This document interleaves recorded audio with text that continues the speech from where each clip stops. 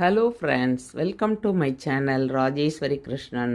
இன்றைக்கி நான் மத்தி மீன், சால மீன் சொல்லுவாங்கள்ல, அந்த மீன் எடுத்துகிட்டு வந்திருக்கேன். அந்த குழம்பு தான் பார்க்க போகிறோம். அதுக்கு மத்தி மீன், வெங்காயம், பச்சை மிளகாய், கத்திரிக்காய், மாங்காய், தக்காளி, கருவேப்பிலை எல்லாம் எடுத்துகிட்டு வந்திருக்கேன். இப்போ வாங்க இதை எப்படி செய்கிறதுன்னு பார்க்கலாம்.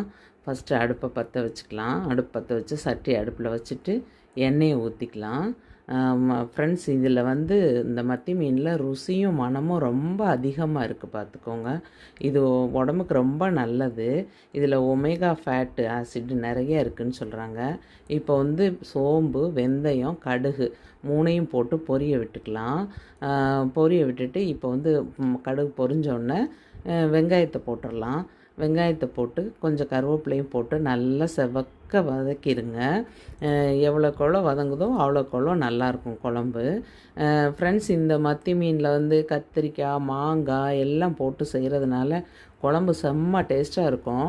நீங்கள் ஒரு தடவை செஞ்சு பாருங்கள். இப்போ தக்காளி போட்டு வதக்கிக்கலாம்.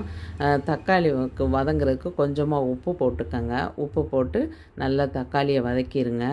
வதக்கிட்டு இந்த கத்திரிக்காய், மாங்காய் எல்லாத்தையும் போட்டு வதக்குங்க. ஃப்ரெண்ட்ஸ், இந்த மீனை முள்ளோடு சாப்பிடணும். அப்போ தான் ரொம்ப நல்லது. எலும்புகளுக்கு ரொம்ப நல்லதுன்னு சொல்கிறாங்க. இந்த மீனில் இருக்கிற சத்து வேறு எந்த மீன்லேயுமே இல்லை ஃப்ரெண்ட்ஸ். நம்ம பெரிய பெரிய மீனை வாங்கி சாப்பிடணும் அப்படின்னு தான் நினைக்கிறோமே ஒழிய, இந்த சின்ன மீனையெல்லாம் விட்டுறோம். இதில் நிறைய மருத்துவ குணம் இருக்குது, பார்த்துக்கோங்க. அதனால் இந்த மீனை வாரத்தில் ஒரு தடவையாவது சேர்த்துக்கோங்க. இந்த கால் வலி, கை வலி, மூட்டு வலி இருக்கிறவங்கெல்லாம் இந்த மீன் சேர்த்துக்கிறது ரொம்ப நல்லது. இப்போ நான் ஒரு எலுமிச்சம்பழம் அளவு புளி ஊற வச்சுருந்தேன். அதை கரைச்சி அந்த வதங்கின அந்த மாங்காய், கத்திரிக்காய், வெங்காயம், தக்காளி எல்லாம் வதங்குச்சு இல்லையா, அதில் ஊற்றி உப்பு போட்டு மூடி வச்சுருவோம். இப்போ இந்த குழம்பு கொதிக்கட்டும். ஃப்ரெண்ட்ஸ், இந்த பாருங்கள், குழம்பு கொதிச்சிருச்சு. கொதித்தோடனே இந்த மீனை ஒன்று ஒன்றா எடுத்து போடுவோம். ஃப்ரெண்ட்ஸ், இந்த மீனை தலை இல்லாமையும் சாப்பிடலாம். எனக்கு தலை பிடிக்கும், அதனால் நான் தலையோடு கட் பண்ணி எடுத்திருக்கேன். உங்களுக்கு வேணான்னா தலையை ஸ்கிப் பண்ணிடுங்க.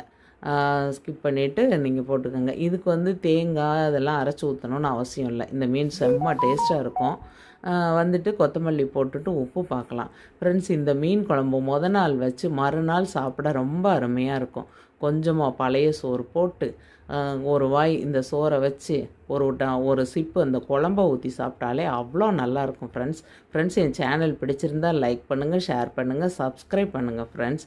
இந்த குழம்பும் இந்த பழைய சாப்பாட்டுக்கும் ரொம்ப அருமையாக இருக்குது. Bye friends.